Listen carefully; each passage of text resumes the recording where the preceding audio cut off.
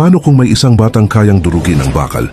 Bago pa man siya makapagtapos ng kindergarten, isang batang palihim na nagsanay, ginawang sandata ang bawat sipa, bawat push-up at bawat salitang kanyang binasa. Ang pangalan niya, Linz Zekken. Ipinanganak siyang may system na nagpapalakas sa kanya ng walang hangganan.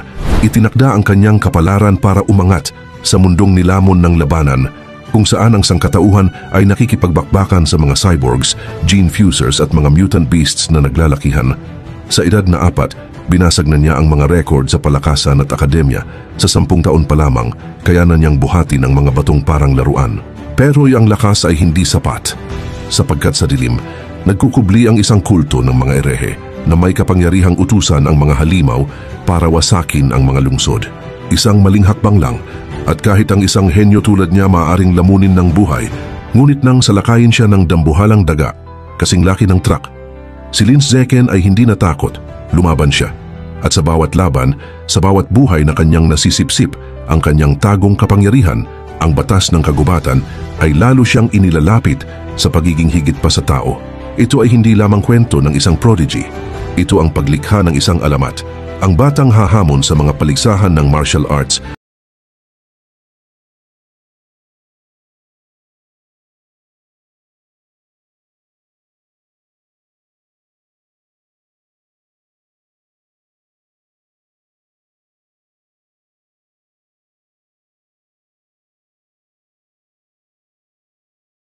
Sina Linz Zekken at Shen Xinghan ay tinanggap sa Evolution Academy ng Shanghai University. Sinabihan ni Linz Zekken si Shen Xinghan na nakaupo sa likod ng kanyang bisikleta na humawak ng mahigpit dahil aalis na sila. Sumunod naman ito at niyakap siya sa bewang. Pareho rin silang nagparehistro sa martial arts gym ng pamilyang Hiyu at papunta sila ngayon sa isang promotional event. Habang nagbibisikleta sila sa mataong lansangan ng lungsod, biglang napansin ni Linz Zekken na may kakaibang grupo na humaharang sa kanilang daan. Isang lalaking nakaitim at gintong kasuutan, kasama ang ilang lalaking nakaputing karate uniform, ang humarap sa kanila at nagtanong kung siya ba si Linz Zekken. Nagulat si Linz Zekken, pinahinto ang bisikleta at tinanong kung sino sila. Nagpakilala ang lalaki bilang si Liu Chunwu, ang dean ng Budo Academy ng Shanghai University. Ngunit nilinaw niyang naroon siya hindi bilang opisyal ng universidad, kundi bilang kinatawan ng isang organisasyong tinatawag na Tianrenge. Ang Tianrenge ay isang konserbatibong grupo na tumututol sa gene fusion at mechanical modification, at nais na labanan ng mga banta gamit ang tradisyonal na martial arts. Naalala ni Linz Zekken na narinig na niya ang tungkol sa kanila, ngunit sa loob-loob niya ay hindi niya ito sineryoso, iniisip na mali at mapanligaw ang ideolohiya nila. Formal na inimbitahan ni Liu Chunwu si Linz Zekken na sumali sa Tianrenge. Hindi ito pinansin ni Linz Zekken at nakikiusap lamang na lumayo sila sa daan. Nang tangkain niyang dumaan, ipinatong ni Liu Chunwu ang kamay niya sa balikat ni Linz Zekken para pigilan siya at humiling ng sandaling makausap ito. Sinubukan pa nitong kumbinsihin siya at inalok pa ng bagong cellphone, ngunit malinaw na hindi komportable si Linz Zekken dahil hindi niya inaasahan na gagawin ito ng isang ginag-alang na din. Maya-maya, nakaupo na sina Linz Zekken, Shen Xinghan, at Liu Chunwu sa isang kafe. Ipinaliwanag ni Liu Chunwu na ang Tianrenge ay nagsasaliksik kung paano mapapalabas ang potensyal ng pure-blooded humans nang hindi gumagamit ng gene fusion o mechanical modifications. Masigla niyang ikinwento na layunin nilang tulungan ang tao na lampasan ang karaniwang limitasyon ng katawan at maging advanced, rare, o kahit epic beings. Upang patunayan ang kanyang punto, sinabi niyang may mga resulta na sila at ipinakita ang isang video sa kanyang telepono. Sa video, ipinahayag ni Liu Chunwu na siya ay ordinary tier siyam lamang, ngunit makikita siyang nakikipaglaban sa isang malakas na kalaban. Ipinaliwanag niyang ang taong nakalaban niya ay isang high-level gene fuser. Nagulat si Linz Zekken nang makilala ang lalaking may pakpak, si Wu Tiancheng, ang tanyag na prodigy na mag-isa nang bumuwag sa Rat God cult. Ipinakita sa video si Wu Tiancheng na tumalon ng mataas, at nagpaulan ng matutulis na balahibo pababa kay Liu Chunwu. Tumagos sa kanyang katawan ang mga balahibo at duguan siyang napaatras, habang marahang bumalik na bumaba sa entablado si Wu Tiancheng. Sa kabila ng mga sugat, umatake si Liu Chunwu ng buong lakas, at tinamaan si Wu Tiancheng ng isang napakalakas na suntok, na nagpabagsak sa gene fuser sa ring. Pagkatapos ng video, iginiit ni Liu Chunwu na ang lahing tao ay likas na makapangyarihan at hindi kailangan ang kapangyarihan mula sa ibang species, at na ang tunay na hinaharap ay nasa pure-blooded humans na sumusunod sa kanilang paraan ng cultivation. Nakatingin si Lin Zichen sa telepono na halatang naguguluhan. Iniisip niya kung peke ba ang video, baka in-edit, o baka binayaran si Wu Tiancheng para matalo. Tinanggihan ni Liu Chunwu ang kanyang pagdududa, sinasabing hindi inedit ang video, idinagdag pa niyang magpapatuloy siyang haminin ang iba pang high-level Genfusers at iniimbitahan si Lin Zichen na manood anumang oras. Tinanong naman ni Lin Zichen kung bakit hindi nila i-upload ang video online upang mas makilala ang Tianrenge. Ipinaliwanag ni Liu Chunwu na gusto nilang gawin yon, ngunit hindi ito pinapayagan ng mga nasa kapangyarihan. Nagtanong naman si Lin Zichen kung bakit hindi pwede. May halong galit niyang ipinaliwanag na para sa mga opisyal, kung walang paraan upang mapataas ang biological level ng tao, hindi ito karapat-dapat e-promote. Ibinagsak pa niya ang kamao sa mesa dahil sa pagkadismaya. Idinagdag na dahil hindi nila maipalaganap ito, hirap silang makakuha ng sapat na mga tagasunod, na kailangan nila upang makamit ang malaking pagbabago. Ang qualitative change ay nangangailangan ng quantitative build-up. Tumingin siya kay Lin Zichen na may pag-asa at sinabing kung tulad niyang henyo ang sasali sa kanila, hindi siya ma-stock sa ordinary tier siyam ng 50 taon gaya niya. Maaari siyang talagang umunlad bilang isang mataas na uri ng nilalang.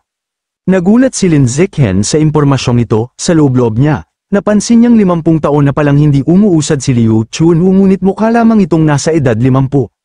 Tila nabasa ni Liu Chunwu ang iniisip niya at ibinunyag ang nakakagulat na lihim. Huwag daw siyang palilinlang sa hitsura, dahil halos 100 taong gulang na siya. Ipinaliwanag niyang napananatili niya ang kanyang kabataan dahil sa espesyal nilang cultivation method. Dahil sa pagdududa, nag-search si Lin Zichen tungkol sa Dinang Budo Academy.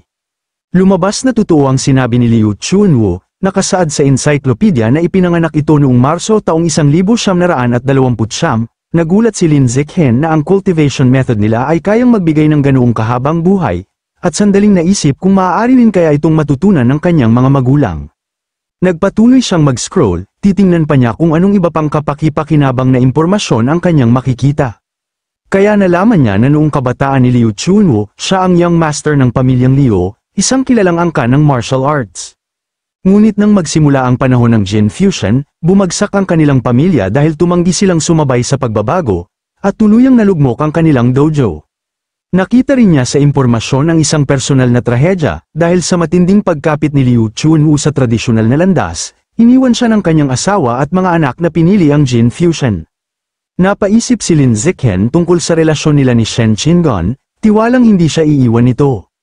Naputol ang kanyang pagsaliksik nang makita niya ang isang nakakagulat na detalye. Sa seksyon ng relasyon, nakalista ang dating asawa ni Liu Chunwu bilang Yuan Dongji, na agad niyang nakilala bilang ibang pangalan ng bagong master ni Shen Qingon, si Mo Dongji. Napansin din niya na naka-grade out ang profile pictures ng anak nitong sina Yuan Zusheng at Yuan Xiaoyi, kaya nagtanong siya sa sarili kung pareho na ba silang namatay. Itinaas ni Lin Zichen ang tingin mula sa telepono at tiningnan si Liu Chunwu. Iniisip na hindi dapat maliitin ang taong ito. Nang mapansin ang matalim niyang tingin, ngumiti si Liu Chunwu ng may yabang. Ipinagmamalaki nitong ang pagpapanatili niya ng batang hitsura sa edad na halos 100 ay patunay ng dakilang potensyal ng pure-blooded humans, at yun ang dahilan kung bakit umiiral ang Tianrenge. Masiglang idineklara ni Liu Chunwu na ang Tianren ay nangangahulugang makakamit ng sangkatauhan ang langit. Iginiit niyang ang mga umaasa sa Genfusion ay hindi kailanman hihigit sa mga hayop na pinanggagalingan ng kanilang kapangyarihan. Sa kalaunan, hindi na nila magagawang pigilan ang pagsalakay ng mga hayop, at haharapin ng sangkatauhan ang tiyak na pagkawasak. Ganito rin daw sa mechanical modification, dahil galing sa aberrant beasts ang karamihan sa mga materyales, hindi kailanman malalampasan ng landas na iyon ang kanyang pinagmulan. Ibinagsak niya ang kanyang kamao sa mesa at nilinaw na hindi naman lubos na kontra ang Tianrenge sa mga pamamaraang ito, ngunit tutol sila na dito ibuhos ng tao ang buong kinabukasan nito. Para sa kanya, dapat lamang gamitin ang mga iyon bilang panimulang solusyon habang naghahanap ng mas mainam na pangmatagalang landas. Buong siglang iniunat ni Liu Chunwu ang kamay at sinserong inimbitahan si Lin Zichen na sumali sa Tianrenge para sa kinabukasan ng sangkatauhan, ngunit tahimik lang si Lin Zichen habang nakikinig sa kanya. Hindi natinag si Liu Chunwu at iginiit na naniniwala siyang si Lin Zichen ang may potensyal na maging unang pure-blooded human na babasag sa ordinary biological barrier. Nanatiling praktikal si Lin Zichen at tinanong kung ano nga ba talaga ang cultivation method na ito. Ipinagmalaki ni Liu Chunwu na ang kanilang teknik ay ang blood tempering art, isang pamamaraan mula sa sinaunang mga guho. Ipinaliwanag niyang gumagamit ito ng sariling chi at dugo upang patibayin ang katawan at pataasin ang lakas. Ayon sa lumang record, sa pinakamataas na antas nito, nagagawa nitong gawing saint in the flesh, ang isang tao, kayang durugin ang mga bundok at punitin ang higanteng bakal na halimaw gamit lamang ang sariling kamay. Ngunit ibinunyag niya ang napakahalagang limitasyon, tanging pure-blooded humans lamang ang maaaring magsanay nito. Ang mga Genfuser daw ay may impure blood, habang ang mga mechanical modifier naman ay may mga hindi kumpletong katawan na pumipigil sa tamang sirkulasyon ng chi at dugo. Dahil dito, matatag ang paniniwala ni Liu Chunwu na nasa pure-blooded humans ang kinabukasan ng tao. Muling nagpaabot ng formal na imbitasyon si Liu Chunwu kay Lin Zikhen. Matamang sagot ni Lin Zikhen na kulang pa ang nalalaman niya tungkol sa landas na ito, at mas nais niyang manood at mag-obserba muna.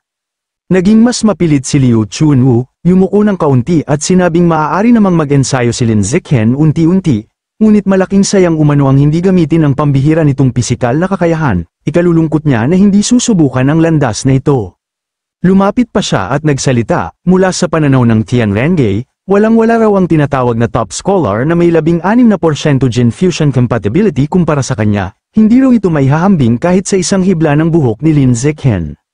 Napamulagat si Shen Qingan at nabilaukan sa iniinom nitong juice, nang narinig niya ang mga sinasabi ni Liu Chunwu.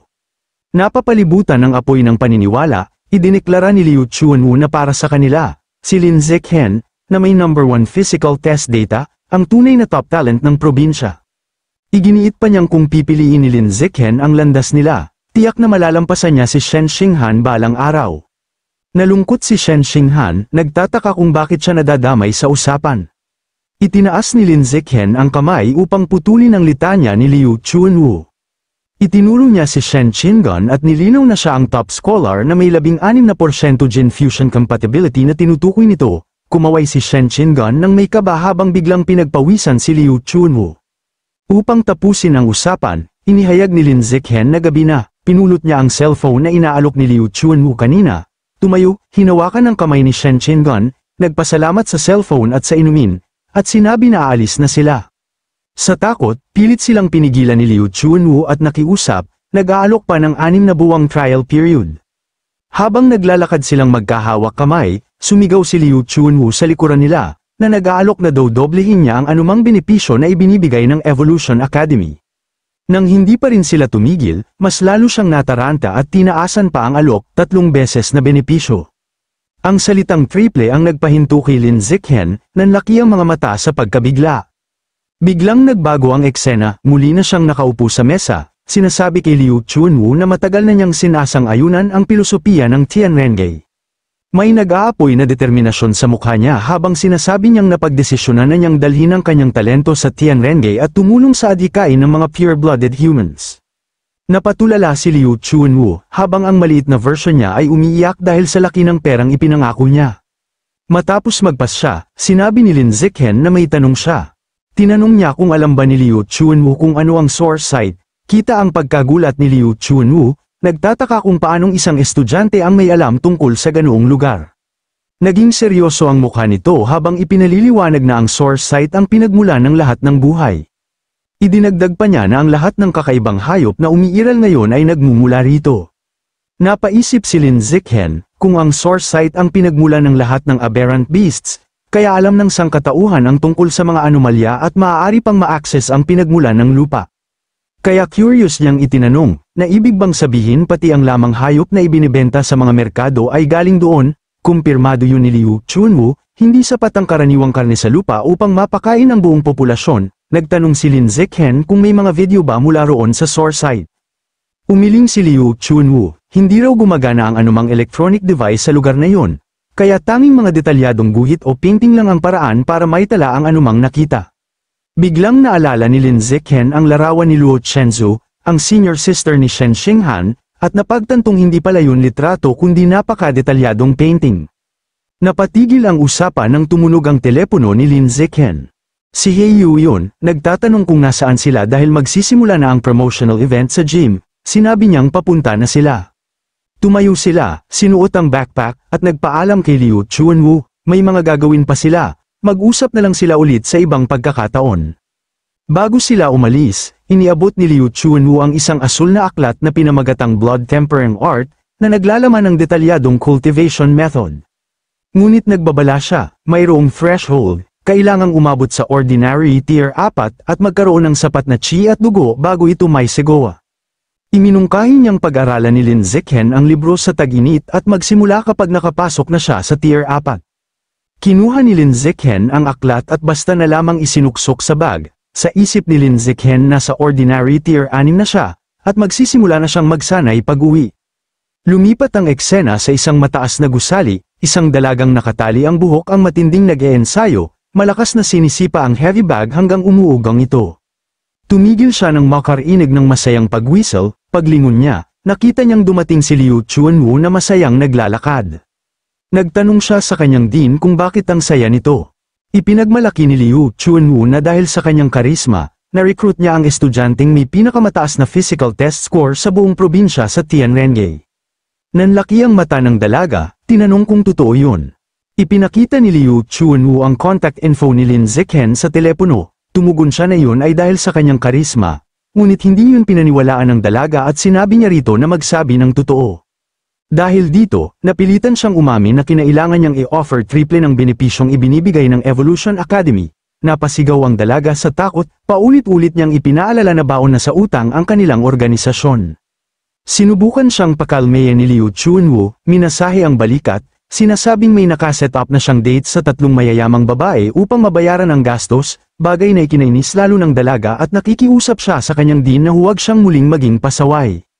Upang ibaling ang usapan, tinanong ni Liu Chuanwu kung gaano katagal bago niya naramdaman ang sarili niyang chi at dugo noong una niyang sinubukan ng Blood Tempering Art, naalala nito, 10 taon na ang nakalipas, at tumagal daw yon ng 1 linggo. Tinanong niya kung gaano naman katagal bago niya na-master ang blood control. Binanggit ng babae na gawa niya ito pagkasapit ng 2 buwan.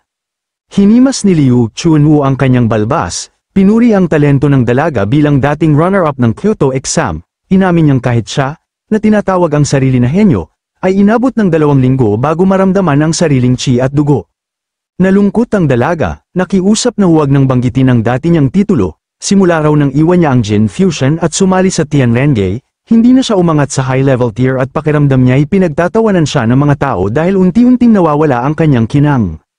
Maingat siyang tinapat ni Liu Chuanwu sa balikat at tumawa, sinabihan niya ito na hayaan na lamang silang tumawa, dahil kapag nakaakyat siya sa isang mataas na antas na nilalang sa loob ng ilang taon, matatalo niya ang mga iyon ng sabay-sabay. Napabuntong hininga ang dalaga, 2 beses na niyang na-temper ang katawan, pero hindi pa rin niya nabubuksan ang isang acupoint. Nagtanong siya tungkol kay Lin Zikhen, gaano kaya katagal bago nito maramdaman ang chi at dugo. Tinatayang 10 araw dahil pambihira ang kanyang physical data, pero bahagyang mas mababa kaysa sa kanya noong panahong yun. Napangiti ang dalaga ng may kapilyuhan, ipinahayag niyang kailangan niyang turuan ng maayos ang bagong Genius Junior. Pagsapit ng gabing yun, tahimik ang buong syudad, sa kanyang silid, nakaupo nang nakahalukip-kip si Lin Zikhen sa kanyang kama habang nagmumuni-muni. Nakabukas sa harap niya ang aklat tungkol sa Blood Tempering Art. Sa isip niya, napakadali lang palang maramdaman ang chi at dugo, nagawa niya yon sa loob lamang ng 3 segundo. Habang binabasa ang aklat, napagtanto niyang ang susunod na hakbang ay kontrolin ang chi at dugo upang patibayin ang kanyang katawan. Sinimulan niya sa kanyang kanang braso, itinoon niya roon ang kanyang enerhiya hanggang sa tila lamunin ito ng apoy na aura, kumabit ang system notification. Kinukumpirmang ginagamit niya ang chi at dugo upang patibayin ang kanyang balat, tumataas ang lakas at antas ng kanyang skin tempering. Pagkalipas ng kalahating oras, sinubukan ni Lin Zikhen ang resulta kung gaano katibay nito gamit ang isang kutsilyo. Kinuha niya ang kutsilyo at buong lakas na hiniwa ito sa kanyang braso, sa kanyang kasiyahan, tumalbog lang ang talam at wala kahit isang gasgas. Na-realize niya na isang sesyon pa lang ng tempering ay kaya na palang gawing hindi mapasok ng kutsilyo ang balat niya. Doon niya naintindihan kung paano kinaya ni Liu Chuanwu ang mga pag-atake ni Wu Tiancheng. Napaisip siya kung gaano pa siya lalakas matapos ang 5 sesyon, kaya ipinagpatuloy niya ang kanyang pagninilay at pagsasanay. Matapos ang 3 oras, lupaypay at pawis na pawis si Lin Zikhen habang nakaupo sa kama. Kinuwente niya na sa ganitong bilis, matatapos niyang i-temper ang balat ng buong katawan niya sa loob ng 1 linggo, ngunit napansin niyang kahit natapos niya ang kanyang mga braso, nakabawas iyon ng halos 1/4 ng kanyang chi at dugo. Nabigla siya nang biglang tumunog ang cellphone, hating gabi na, kaya agad niya itong tiningnan, mensahe iyon mula kay Shen Chenghan. Tinanong siya kung gising pa ba siya at sinabing may sorpresa siya, inanyayahan siyang pumunta sa kanyang silid, dahil sa pagkamausisa, pumayag si Lin Zichen at agad nagpunta.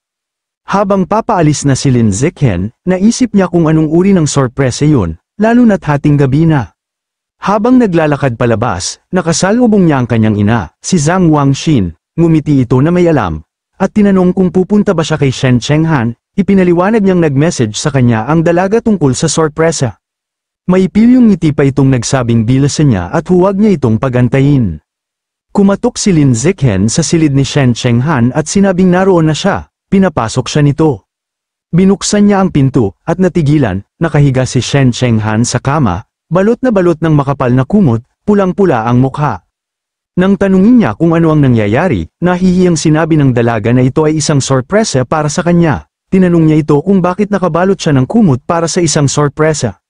Dahil dito, nagsimula ng gumala ang imahinasyon ni Lin Zichen, napapaisip ng sobra na baka ang sarili niya ang kanyang sorpresa, kaya pilit niyang inalis sa isip ang kung ano-anong senaryo. Sinabi niya sa sarili na baka glowing watch lang ang gusto nitong ipakita, pero sinabi ni Shen Chenghan na lumapit siya at tingnan.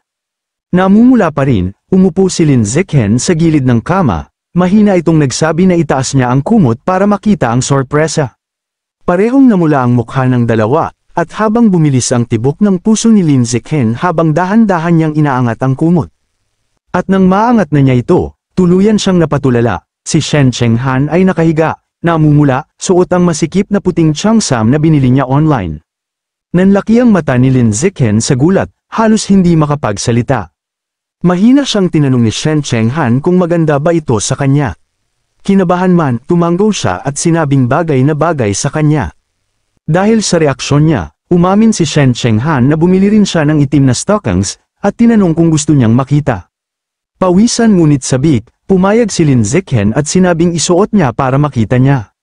Habang nanunood si Lin Zichen, dahan-dahan niyang sinuot ang stockings, dahilan upang mas lalong mamula ang binata. Nang matapos, muli siyang nagtanong kung maganda ba ito. Sinabi ni Lin Zichen na napakaganda niya at bagay na bagay sa kanya ang outfit. May pilyang ngiti, sinabi ni Shen Chenghan na ang sarap daw sa pakiramdam ng stockings at inimbitahan siyang hawakan. Lumapit siya at dahan daw ang hinaplos ang kanyang binti na sinang-ayunan niyang napakalambot. Habang nakahiga, lumapit pa si Shen Chenghan at tinanong kung alin ang mas masarap hawakan, ang stockings o ang mismong binti niya. Namumula pero nakangiti, sagot ni Lin Zichen na mas masarap hawakan ang kanyang binti, sumang-ayon naman ang dalaga. Bigla, naputol ang sandali nang sumigaw mula sa labas ng pinto si Zhang Wangxin. Sinabi nitong dumating ang nanay ni Shen Chenghan at may dinalang ilang gamit at isinabat sa doorknob. Nagulat si Lin Zichen ng sobra. Tumayo siya at lumapit sa pinto. Kinuha niya ang bag at tiningnan ang laman. Napamulahang muli siya nang makita sa loob ang isang kahon ng pangseguridad na malinaw na inihanda ng nanay ni Shen Chenghan, na tila kumpirmasyon ng iniisip niya. Nahiya at medyo naiinis, ibinalik niya ang kahon sa bag at nag-isip sa sarili, hindi pa nga kami naghahalikan. Bakit parang nagmamadali sila? Nahihiya ngunit seryoso, sinabi ni Shen Chenghan na gabi na at dapat na siyang manatili dito. Pagkatapos, mahina at namumula, hiniling niyang tumalikod muna si Lin Zichen para hindi siya makita habang nagbibihis. Namumula rin, tumalikod si Lin Zichen habang nagpapalit ng damit si Shen Chenghan sa likuran ng silid. Pagkatapos niyang magbihis, lumapit siya kay Lin Zichen at sinabing handa na siya, maaari na nilang patayin ang ilaw at matulog. Pareho silang halatang kinakabahan. Makalipas ang ilang sandali, nakahiga na silang dalawa sa iisang kama, magkatabi at nasa ilalim ng parehong kumot. Hindi makatulog si Lin Zichen, kaya tinanong niya si Shen Chenghan kung gumamit ba ito ng pabango, dahil napansin niyang may mabangong amoy sa kama. Nakapikit, ngunit may mapaglarong ngiti, sagot ni Shen Chenghan na natural na amoy niya yon ang bumango sa kama, inaya pa niya itong amuyin kung hindi siya naniniwala. Hindi kumbinsido, mahina niyang bulong na imposible yon. Binuksan ni Shen Chenghan ang kanyang mga mata at binigyan siya ng isang mapang-akit ng ngiti, dahilan upang hindi makapagsalita si Lin Zichen. Matinding pamumula ang umakyat sa kanyang mukha, nabighani siya sa sandali. Dahan-dahan nilang inilapit ang kanilang mga labi sa isa't isa, naghalikan sila na may matinding emosyon. Habang naglalapat ang kanilang mga labi, biglang napadilat ang mga mata ni Shen Qingan, tila nagulat, agad siyang kumalas ng marahan at may mahinang tinig na humihingal na nagsabing sandali lang. Nagulat si Lin Zichen habang bumangon si Shen Chenghan, isinuot ang kanyang tsinelas, at lumakad palayo sa kama, hindi maintindihan ni Lin Zichen ang nangyayari. Namumula ng sobra sa hiya, lumingon si Shen Chenghan at inamin na nabasa niya ang sarili niya ulit. Nakatayo siyang namimilipit sa hiya habang si Lin Zichen ay nanunood mula sa kama. Biglang may naisip si Lin Zichen, kaya hiniling niyang huwag muna itong gumalaw. Tinanong niya kung ano ang naramdaman ni Shen Chenghan bago yun mangyari at kung nakaranas ba ito ng matinding pag-uga ng damdamin. Nahihiyang nagpaliwanag si Shen Chenghan, mabilis ang tibok ng puso niya, may parang kuryenteng dumaan sa dibdib niya, uminit ang katawan niya, at matapos noon ay hindi niya nakontrol ang kanyang pag-ihi. Pagkarinig nito, kinumpirma ni Lin Zichen na napakalakas ng mental fluctuation niya, at tugma yun sa hinala niya. Ipinaliwanag niya ang kanyang teorya, tinawag niya itong innate water ability ni Shen Chenghan at sinabi niyang duda siya na ang hindi pa natutukoy na superpower ng dalaga ay may kinalaman sa kanyang mental power, at yun ang kumokontrol dito. Namangha si Shen Chenghan sa paliwanag niya, napagtanto niyang kung sapat ang lakas ng kanyang mental power, posibleng lubusan niya itong mapaunlad at makontrol ang kanyang abilidad. May bagong ideya si Lin Zichen upang patunayan ang kanyang teorya. Hinawakan niya ang kamay ni Shen Chenghan at iminungkahing magpatuloy sila sa paghalik upang makita kung muling maa-activate ang mental fluctuations na yun.